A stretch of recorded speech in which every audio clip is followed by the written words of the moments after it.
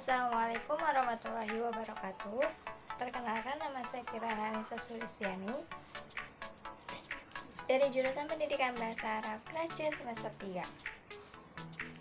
Di sini saya akan berpresentasi untuk tugas mata kuliah pengantar pembelajaran bahasa asing. Di video kali ini saya akan membahas materi Nazoriyah Wahdah versus Nazoriyah Furu dalam pembelajaran bahasa Arab. Yuk, mari kita bahas materi ini.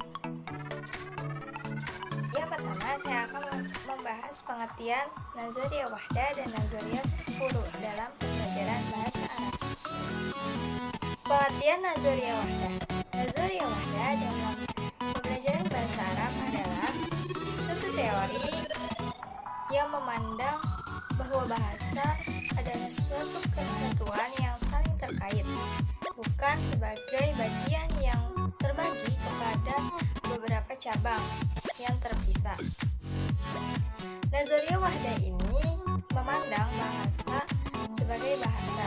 Jadi bahasa merupakan alat komunikasi antar manusia.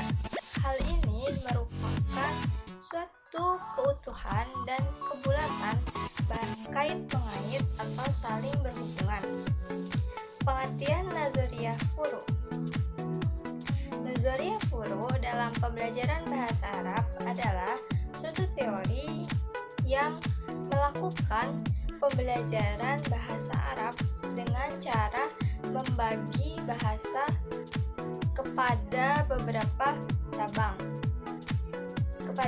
cabang pelajaran seperti Nahwu, Shorof, Mutla'ah, Insya, Istima, Muhadasah, Imla, Khot, dan lain-lain. Setiap mata pelajaran memiliki kurikulum atau silabusnya, jam pertemuan, buku teks, evaluasi, dan nilai hasil belajar sendiri-sendiri. Biasanya Nazoriyah Furu ini diterapkan di perguruan tinggi, khususnya di jurusan Bahasa dan Sastra Arab. Tetapi tidak hanya di perguruan tinggi, Nazoriyah Furu ini diterapkan juga di madrasah-madrasah. Selanjutnya saya akan membahas penggabungan Nazoriyah Wahdah dan Nazoriyah Furu di lembaga pendidikan atau sekolah. Pemilihan sistem tertentu dalam pembelajaran bahasa Arab sekolah tentunya harus memulai berbagai pertimbangan. Di antaranya, pertimbangan utamanya yaitu yang harus diperhatikan adalah faktor tujuan. Untuk tujuan apa sekolah mengadakan program pembelajaran bahasa Arab? Pertimbangan lain adalah untuk tingkatan pendidikan mana? Seperti MI, MTS, MA, dan PT. Kita mengajarkan bahasa Arab. Dan masih banyak pertimbangan yang lain yang harus diperhatikan. Pemilihan salah satu dari Nazoriyah Wahdah dan Nazoriyah Furu juga memiliki konsekuensi yang melekat, seperti alokasi waktu yang dibutuhkan, kesiapan buku ajar, kesiapan guru, dan sebagainya. Mengingat bahwa pada Nazoriyah Wahdah dan Nazoriyah Furu, pembelajaran bahasa Arab memiliki kekuatan dan kelemahan masing-masing, maka dibuatkanlah konsep konvergensi atau penggabungan Nazoriyah Wahdah dan Nazoriyah Furu. Oleh karena itu, jika sekolah punya cukup kesiapan dari berbagai aspeknya dan punya keinginan yang kuat untuk meningkatkan kompetensi kebahasaan pada siswanya, maka upaya penggabungan Nazoriyah Wahdah dan Nazoriyah Furu ini bukan merupakan suatu yang sulit. Hal ini bisa dilakukan dengan menyeleksi sisi positif dari Nazoriyah Wahdah dan Nazoriyah Furu. Selanjutnya saya akan membahas landasan Nazoriyah Wahdah dan Nazoriyah Furu. Landasan psikologis. Yang pertama, adanya variasi kegiatan kajian bahasa dari satu tema pokok yang dapat menyegarkan dan membangkitkan gairah belajar siswa serta menghilangkan kejenuhan dalam proses belajar mengajar bahasa. Yang kedua, mengulang pelajaran dalam satu tema ke berbagai segi. Dengan demikian, pemahaman akan tambah baik. Yang ketiga, mendorong pemahaman secara menyeluruh terhadap situasi yang dimunculkan suatu tema. Kemudian berpindah kepada pemahaman terhadap bagian-bagiannya.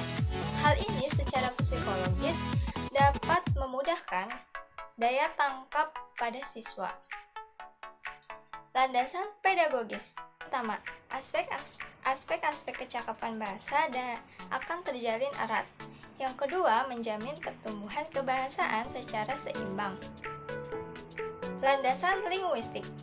Nazoriyah Wahdah dan Nazoriyah Furu ini sejalan dengan tabiat bahasa dan sesuai dengan realitas penggunaan bahasa yang memadukan berbagai unsur dan keterampilan berbahasa secara utuh. Selanjutnya saya akan membahas persamaan dan perbedaan Nazoriyah Wahdah dan Nazoriyah Furu.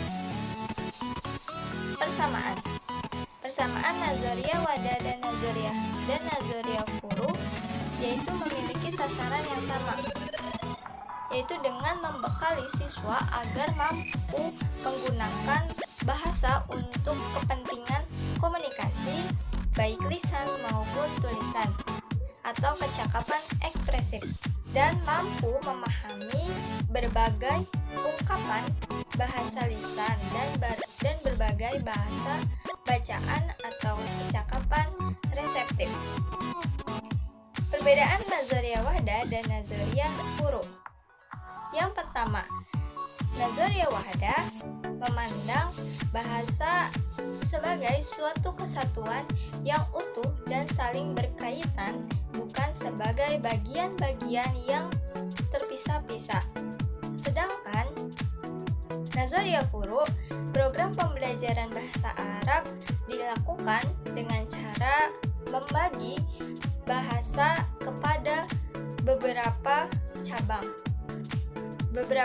pelajaran. Yang kedua, Nazoriyah Wahdah, struktur kurikulumnya hanya ada satu mata pelajaran, yaitu bahasa Arab, yang satu silabus, satu buku teks pelajaran, dan satu nilai hasil belajar. Sedangkan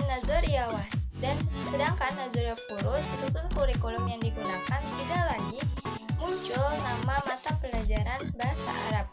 Yang ada adalah mata pelajaran nahwu, mutla'ah, insya, imla, istima, sorof, dan lain-lain. Selanjutnya saya akan membahas implementasi Nazoriyah Wahdah dan Nazoriyah Furu dalam pembelajaran bahasa Arab.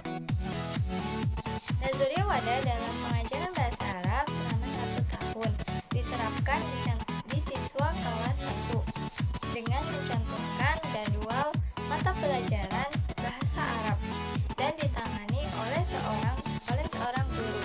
Namun dengan jumlah jam lebih dari 10 jam per minggu. Kemudian pada kelas 2 dan seterusnya diterapkan Nazoriyah Furu dengan memecah-mecah pelajaran bahasa Arab dalam beberapa mata pelajaran seperti nahwu, sorof, istima, imla, mutla'ah, dan lain-lain. Implementasi Nazoriyah Wahdah dan Nazoriyah Furu ini dalam pembelajaran bahasa Arab sangat penting, karena agar tahu bagaimana mengimplementasikan Nazoriyah Wahdah dan Nazoriyah Furu yang baik dan benar dalam pembelajaran bahasa Arab. Terima kasih. Wassalamualaikum warahmatullahi wabarakatuh.